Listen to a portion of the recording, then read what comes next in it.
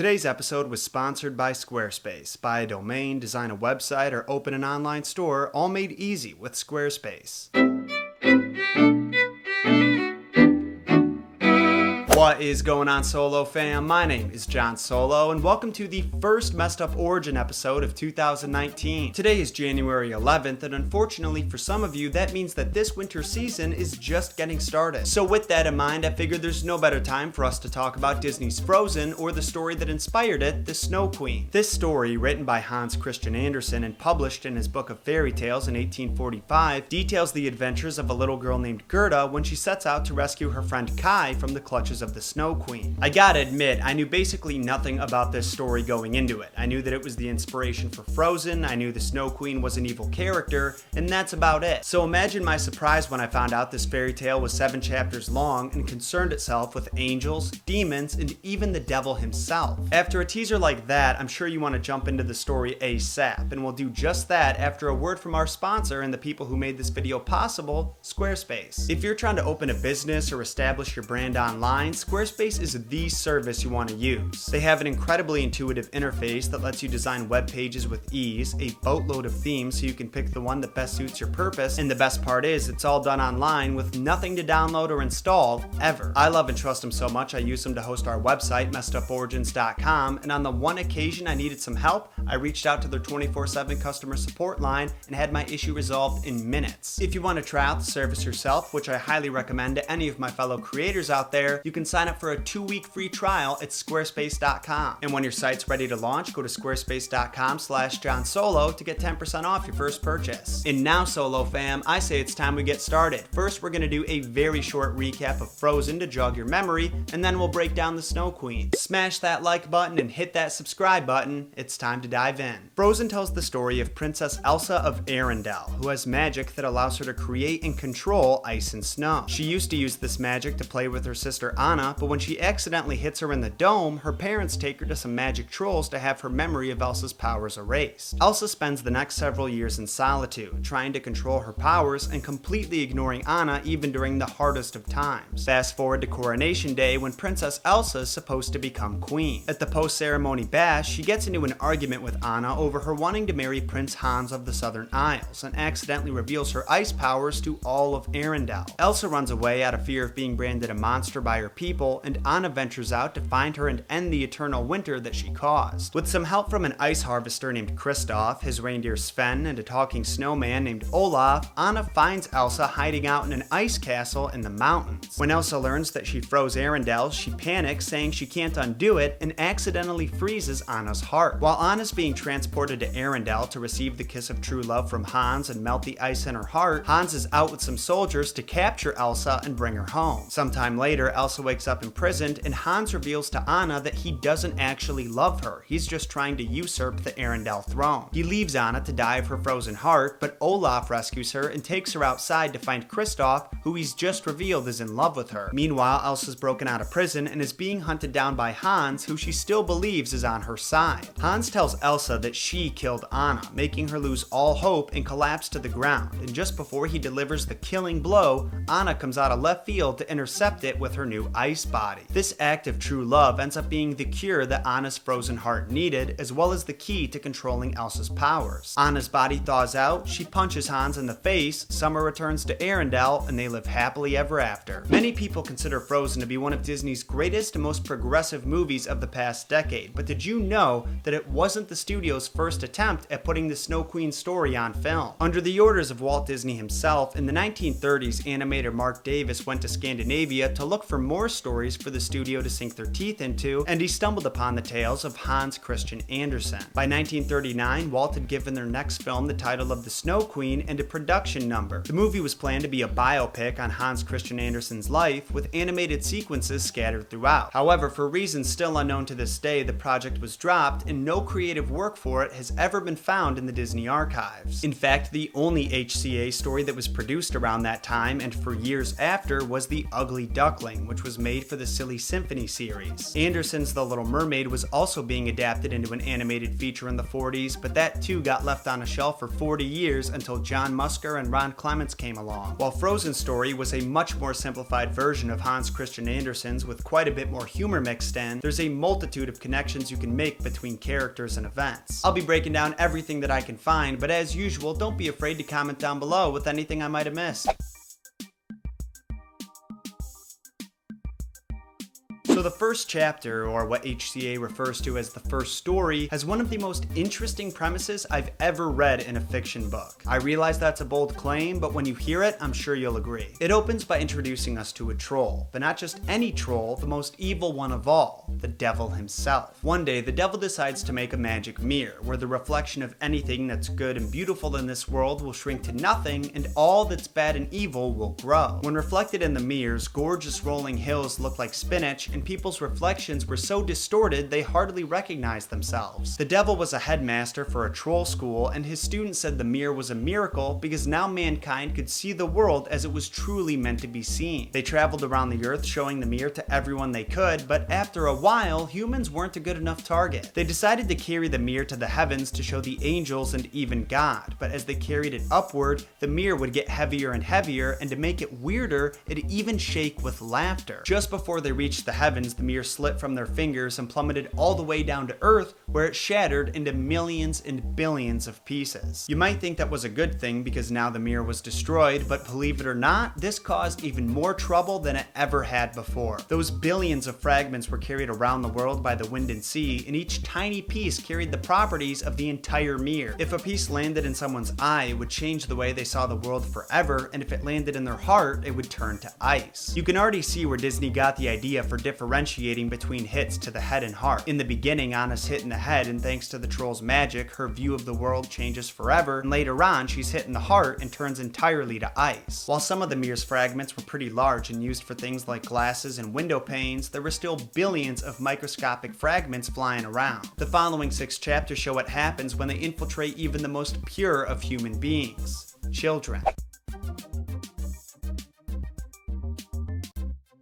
The rest of the story follows a little boy and girl named Kai and Gerda. Their families live very close to each other to the point where their houses are basically touching, and they think of each other as relatives. During the spring, summer, and fall, the families would have their flower boxes positioned so they connected from house to house instead of parallel on the windowsills. And Kai and Gerda would sit on the makeshift walkway right under the rose trees that grew in each box. Kai's grandma loved telling the children stories, and one night she tells them about the swarming white bees outside and their queen. She always flies right in the center of the swarm, where the most snowflakes are. She is the biggest of them all, but she never lies down to rest as the other snowflakes do. No, when the wind dies, she returns to the black clouds. Many a winter night, she flies through the streets of the town and looks in through the windows, then they become covered by ice flowers. Later that night, when Kai's getting ready for bed, he looks out the window through the peephole he melted in the ice. The snowflakes that were falling in front of him began piling on top of each other until they grew into the shape of a woman. She was beautiful, but made entirely of ice, and when Kai looked into her eyes, he saw no peace or rest in her stare. The next morning began with some frost, but by noon the weather had changed and melted it all away. One day, while Kai and Gerda were reading under the rose bushes, he cried out that something had pricked his heart and something sharp was in his eye. I wonder what that could have been. The pain disappeared pretty quickly, but Gerda was left crying out of sympathy for her friend when he turned to her and demanded to know why she was crying. He said that she looked ugly when she cried and that he was fine, so she should stop. As you can tell, Kai's view of the world is already being affected by the devil's shards. He just called his best friend ugly, then he proceeds to insult the garden around them and kick their flower boxes. His behavior became worse and worse throughout the year. He appeared to grow up very quickly, became very standoffish, and continued to make fun of poor Gerda. The following winter, he went to the town square to hang out with the other boys who were tying their sleds to the farmers' wagons that were passing nearby. While they were hunting for joyrides to go on, a big white sleigh passed through town and Kai tied his sled to it. He noticed it was accelerating, but whenever he went to untie his sled, the driver, who was all dressed in white, would turn around and give him such a kind smile he would leave it alone. When they went past the city gates, he actually did untie his sled, but it just kept following the sleigh as if it were being pulled by magic. I can't decide if that would be amazing or terrifying. Eventually they did stop, and the driver, who Kai now realizes is the Snow Queen, tells him to hop in the sled and get warm under her coat. She then gives him a kiss kiss on the forehead that's as cold as ice, and for a second Kai felt like he was going to die, but that feeling, as well as the cold, faded quickly and was replaced with power. When she kissed him a second time, he forgot all about Gerda and his family, and the Snow Queen no longer appeared to be made of ice,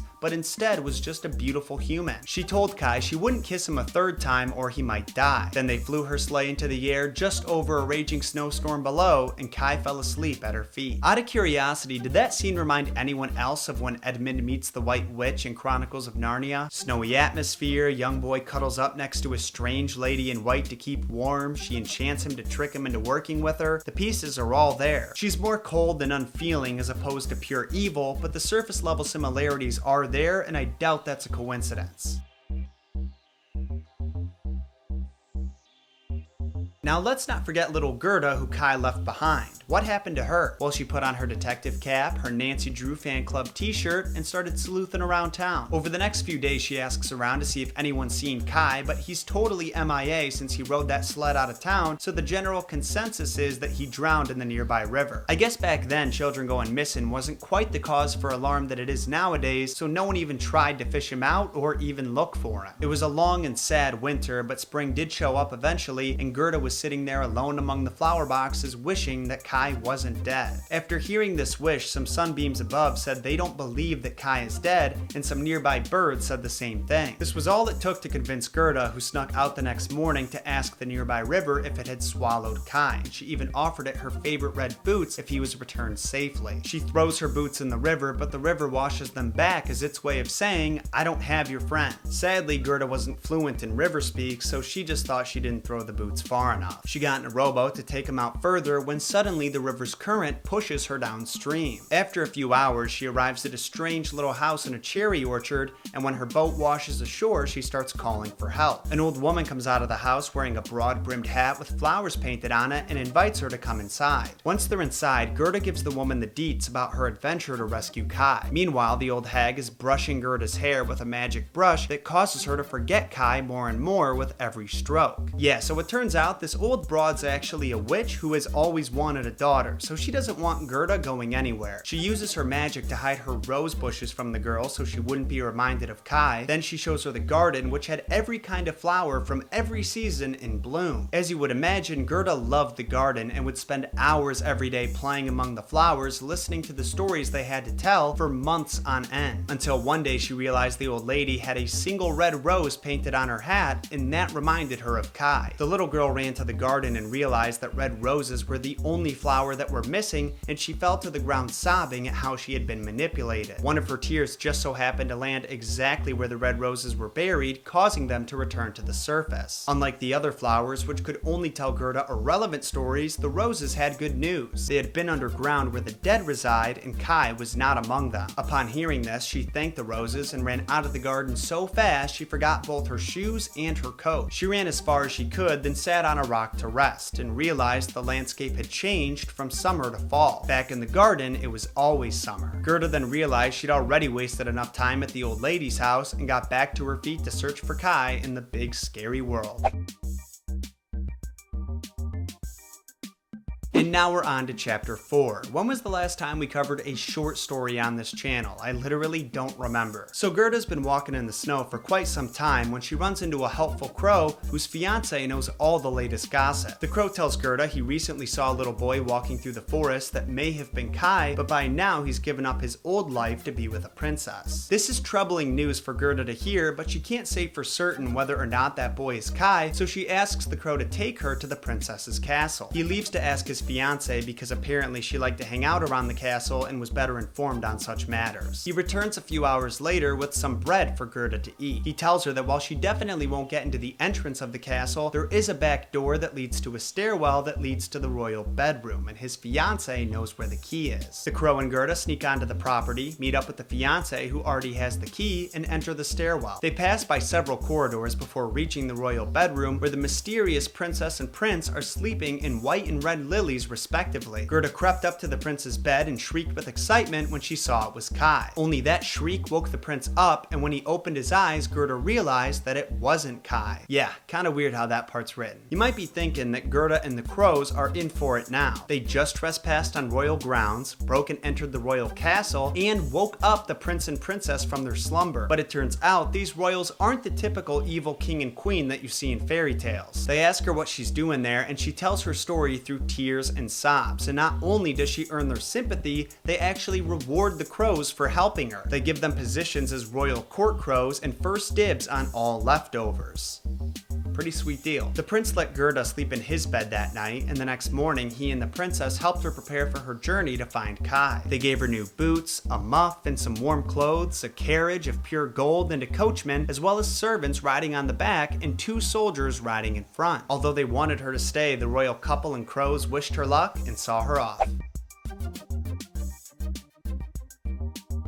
So this is kinda awkward, but apparently traveling abroad with a golden carriage basically screams rob me to any ne'er-do-wells in your proximity. While Gerda was traveling at night, her carriage was shining in the moonlight, and that attracted the attention of some nearby robbers. The group of miscreants attacked the carriage all at once and dispatched of the soldiers, servants, and coachmen. And by dispatched, I mean they killed him. Gerda also came close to being chopped up and eaten by a bearded woman, but at the last second, that woman's daughter jumped on her back and bit a chunk out of her ear. The girl demanded that Gerda be kept alive so she has someone to play and sleep with, and then took her muffin dress. Not her muffin dress, her hand muff and dress, just to clarify. The robber girl commandeered the carriage and rode with Gerda inside. Gerda took this opportunity to tell the girl about her adventures to find Kai, and the girl responded that she won't let the robbers kill her. However, if Gerda makes her mad, she'll kill her herself with a big old knife. If there was ever such a thing as a shanty castle, that's what the robbers lived in. The walls were cracked, the windows were broken, wild-looking animals roamed freely around the courtyard. The girl showed Gerda where they'd be sleeping, in the corner of the hall with her pet animals, one of which was a reindeer whose throat she threatened to slit every night because she thought his terrified expression was hilarious. This reindeer was the inspiration for the Sven character, only instead of his owner talking for him, he could talk for himself. Though you probably could have guessed that since birds and rays of sunshine also talk. Gerda and the robber girl went to bed, and Gerda repeated her adventure so far as a bedtime story. When the girl fell asleep, some wood pigeons flew into the hall, but no one seemed to notice because all of the thieves and robbers and miscreants and vagabonds and what have yous were sitting around a campfire drinking and singing. The pigeons, who heard Gerda's story, said they saw Kai flying around with the Ice Queen. They had just come out of their eggs when she flew over the treetops and blew a layer of ice over all the new hatchlings, freezing and killing all of them. The reindeer chimes in here and says they're definitely headed north to Lapland because that's where the queen's castle is. At that point, Gerda mumbled in sorrow to herself, and the robber girl told her to quiet down or she'd cut her stomach open. I know, what a fun sleepover. The next morning, Gerda tells the girl what the pigeons told her, and she helps her come up with an escape plan. Since all the men had left the camp for the day, Gerda just has to wait until the bearded woman drinks until she passes out. Then, because the reindeer was captured from Lapland, he can take her there and navigate it for her. The girl gives Gerda some food, gear to keep warm, and she takes off, only to arrive in Lapland later that day with the northern lights shining over her and the reindeer's heads. The reindeer and Gerda make a stop at a crappy little cottage with a door so low you had to crawl to get through it. Inside was a lone Lap woman frying some fish. The reindeer told her Gerda's story, but first he told her his story because he thought it was more interesting. The woman gave Gerda some food and a note to give to her Finnish friend because she lived closer to the Ice Queen's palace and could help them more. They took off for the woman's house right away, and while the journey wasn't easy, they did make it. Once again, the reindeer introduced them both, telling the woman his story and then Gerda's. It's funny that he does that because his story is so irrelevant to accomplishing their objective. I think he's just a little jealous of the attention that Gerda's getting. The woman then reads the note that her friend had written for her. She takes out a roll of animal skin with some strange letters written on it and spreads it out across the table and studies it so intensely that beads of sweat are dripping down her face. After a few minutes, she pulls the reindeer to the side and says, "Okay, Here's the situation. Kai's got a shard of glass in his heart and 2 in his eyes, and as long as those remain there, he'll never be human again, and he'll forever remain at the Ice Queen's side. The reindeer asks the woman if she can give Gerda the power to remove the shards, and she responds that she can't make her more powerful than she already is. It turns out that Gerda's true innocence makes it impossible for man and beast to resist helping her, but she can never learn of this power because she'd no longer be innocent. The woman tells the reindeer to bring Gerda to the Queen's gardens 2 miles away and drop her off at the bush with the red berries. And as much as it pained him to abandon her, he did what he was told and returned to the woman. Unfortunately, he left little Gerda without her shoes or mittens. She ran as fast as she could through the frozen gardens towards the Queen's palace, where the snow guards were waiting for her. Some of the guards were bears made of snow, others were bunches of snakes, others were ugly porcupines, which I believe is where they got the idea to put spikes down Marshmallow's back. Gerda stopped running and started praying for protection from the beasts. It was so cold she could see her breath, and while she prayed, the white smoke she blew out grew and turned into angels wearing armor and carrying spears. The angelic protectors destroyed the Ice Queen's monsters, and Gerda continued onward toward the castle. The final chapter opens with a description of the Ice Queen's castle. Made of ice and wind, it was miles wide and felt empty, vast, and cold. In the center of that massive snow hall was a cracked, frozen lake that the Queen called the Mirror of Reason, and in the middle of that lake was her throne. Kai was sitting alone in that same empty hall. By now his skin was black and blue, but he took no notice because his heart had frozen into a lump of ice. He sat there playing what he called the Game of Reason, which was nothing more than arranging ice blocks into various patterns. The Queen had told him if he could arrange the ice pieces to spell eternity, he'd be his own master and she'd give him the whole world and a new pair of skates, but his mind was so clouded he couldn't remember what word he had to spell. For those wondering where the Snow Queen is, she had just left that morning to mire the volcanoes Vesuvius and Etna and coat their peaks in ice. I don't know what exactly that's supposed to accomplish, but that's where she went. Gerda enters the castle and finds Kai sitting in the hall. She runs up to him, puts her arms around him, exclaims in excitement, but he takes no notice of her. This broke her heart and she started crying, but similar to the ending of Frozen, those tears fell on his chest and their warmth melted the ice shards in his heart. Kai started coming to, realized that he was reunited with his best friend Gerda, and was so overwhelmed with happiness he started weeping, which washed the mirror shards right out of his eyes. This was such a magical moment that the shards Kai was arranging on the ground started dancing around in happiness, and when they laid back down, they spelled the word that he was trying to spell. Gerda kissed him on his cheeks and the color came back to him. She kissed his eyes and they became like hers. She kissed his hands and feet and the blue color left them and the blood pulsed through his veins. He was well and strong. Now the Snow Queen could return. It did not matter, for his right to his freedom was written in brilliant pieces of ice. The two walked out of the palace and the reindeer was waiting there with his friend. They gave them rides to the Finnish and Lapp woman who gave them new clothes, food, and directions for the journey home. Then the reindeer dropped them off at the border of Lapland where the grass was green and spring was returning. It was there they ran into the robber girl, who was now traveling on her own and brandishing 2 pistols. Gerda asked her what happened to the royal couple in crows, and she said the royal couple went traveling into foreign lands, but sadly the male crow died and left his wife a widow. Not everyone gets a happy ending, unfortunately. The robber girl gave them a ride back to their hometown on her horse, and they made it back in no time. Upon returning home, Gerda and Kai realized they weren't children anymore. Their journey had changed them and helped them grow. They greeted their grandmother and sat on their old stools right outside the open window like the good old days, as the details of their adventures in the Ice Queen's palace faded from their memories. There they sat, the 2 of them grown-ups and yet in their hearts, children, and it was summer. A warm, glorious summer day. And that, ladies and gentlemen, was Hans Christian Andersen's The Snow Queen and the inspiration for Disney's Frozen. After reading the story for the first time, I was actually kind of surprised at how little the Snow Queen character had to do with anything. She was basically just a secondary catalyst. The first was the enchanted mirror falling and breaking, which set the story's events in motion, but her kidnapping Kai is what started Gerda's adventure. It's no wonder Disney chose to change her from an antagonist to a protagonist. As a villain, she felt sort of generic, and despite them writing several versions of the story where she was evil all the way through, the writers thought the idea of showing how someone like Elsa could live with these powers would be more interesting. They modernized the original theme of love conquers negativity to love conquers fear, and what came out of that was a pretty good story. Interestingly, it wasn't Disney's only attempt at adapting the Snow Queen fairy tale. Her character is also the antagonist in season 4 of the TV show Once Upon a Time. They tie various elements of the story into the plot too. For example, Elsa's mom is named Gerda and revealed to be the Snow Queen's sister. And when the Snow Queen comes to Storybrooke, she tries using the magic mirror and the spell of Shattered Sight to try and brainwash the town's residents into hating and ultimately destroying each other. But now I want to hear what you guys thought of the Snow Queen. Did you like the plot? Did you pick up on any connections that I didn't? Let me know in the comments down below. Also, if you enjoyed this episode, make sure you smash that like button with all your heart, if your heart isn't made of ice that is, so we can reach our goal of 10,000 likes on the first episode of the year. And if you haven't yet, make sure you subscribe and ring that bell to have more messed up content delivered to your sub box every week. I know we took the past few weeks off, but that was because of holidays and sickness. I apologize, won't happen again anytime soon. If you want to stay updated on what projects I'm working on next and some behind the scenes previews, then follow me on social media. It's there you can offer video suggestions to me directly and ask me questions. Once again, I gotta thank today's sponsor Squarespace for making this video possible. Sign up for a 2-week free trial at squarespace.com, and when your site's ready to go public, go to squarespace.com/JohnSolo to get 10% off your first purchase. I'll be seeing you all next week with another episode of Messed Up Origins. Until then, thank you all so much for watching. My name is John Solo, and remember, John shot first.